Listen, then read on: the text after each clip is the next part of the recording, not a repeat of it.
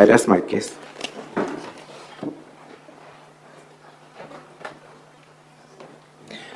Thank you, Mr. Speaker, and thank you, distinguished senators. I'll proceed to argue the final limb of the objection, but just to cap up what my learned colleagues have told you, that if before you is a purported Hansard in the form and content that you have been taken through, if before you is a purported Hansard that no one has taken the courage of his or her conviction to certify, if somebody brought before this House a Hansard that is not certified, because certification is done by a particular officer whose signature we can tell, is what is before you a Hansard of the County Assembly of Isiolo or a mere piece of paper?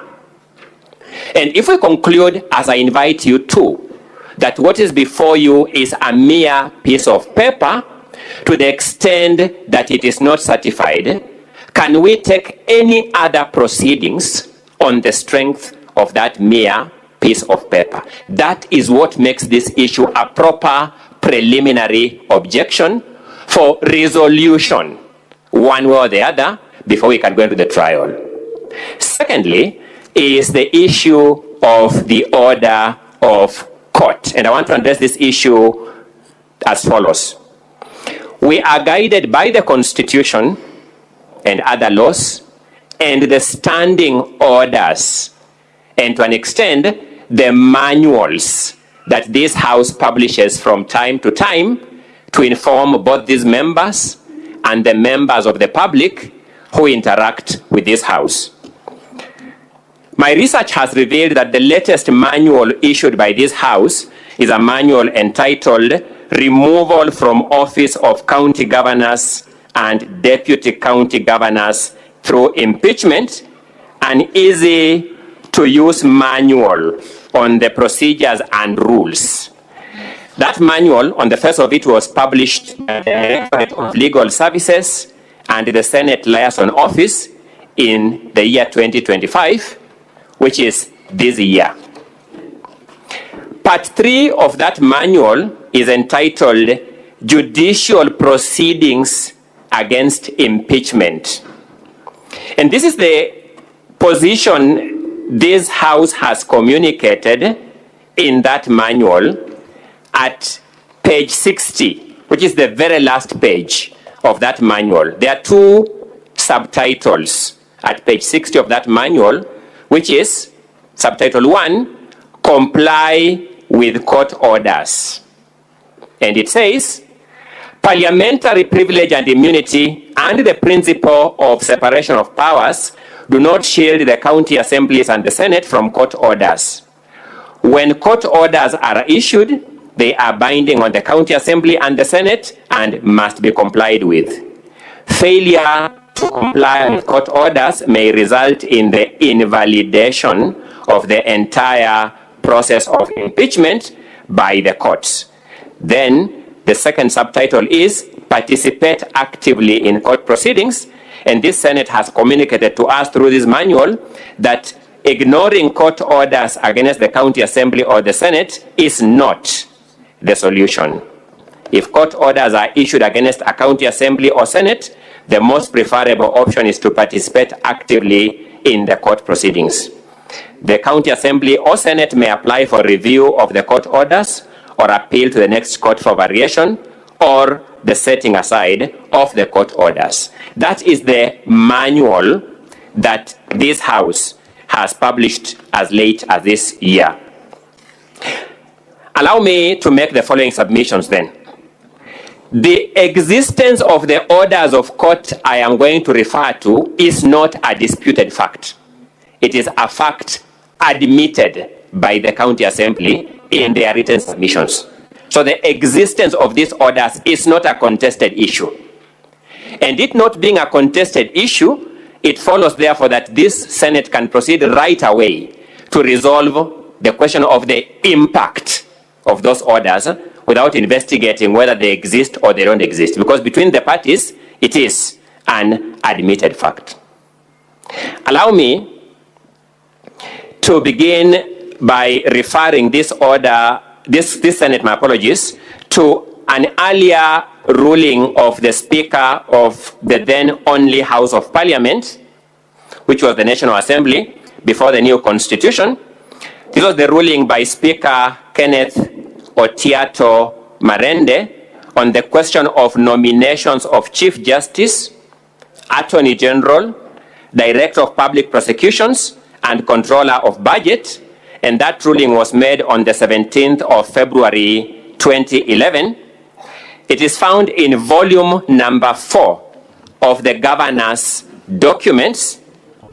It is found in volume number 4 of the governor's documents, and you'll find that ruling starting at page 165 of volume number 4 of the governor's documents. But the relevant part I would refer to in the interest of time is at page 168 of that volume, volume number 4 of the governor's response.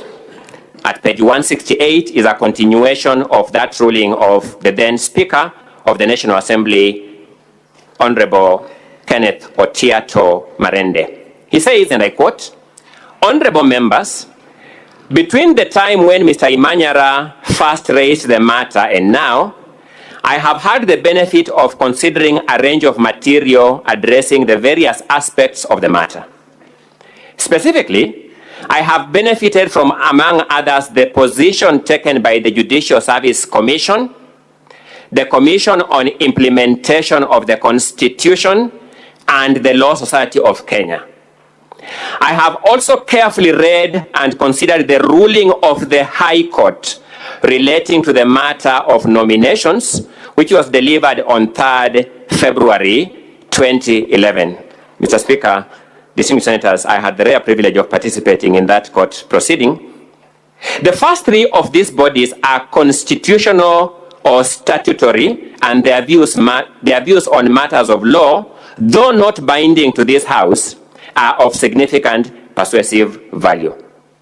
Honorable members, as for the ruling of the High Court, despite my restatement of the constitutional relationship between the legislature and the judiciary, I have repeatedly emphasized that subsisting judicial decisions, while they cannot restrain the legislature, and that's important to us because I'm addressing this issue, while they cannot restrain the legislature from the discharge of its functions, are of binding effect and may have a bearing on the products emanating from this House. The learned Honorable Justice Musinga, in his ruling in the above case, found that the nomination of the Chief Justice was unconstitutional, for it was not in accordance with Article 166 of the Constitution. I will then proceed to page 169 of that volume in the interest of time. The paragraph starting with honorable members, that will be the 3rd paragraph. Although I have read that this court decision does not stop the National Assembly from proceeding with its work and cannot determine for the House how to proceed, it must be noted, as matters currently stand, any decision made by this House on the nomination, though perfectly procedural from the point of view of the legislature, outside the legislature, it is, to the extent that it does not accord with the ruling of the court, null and void for all purposes. So that is the guidance that Honorable Marende makes. Allow me to then come to the specific ruling that we wish to draw this Senate's attention to, and that I will refer you to volume number 4 still.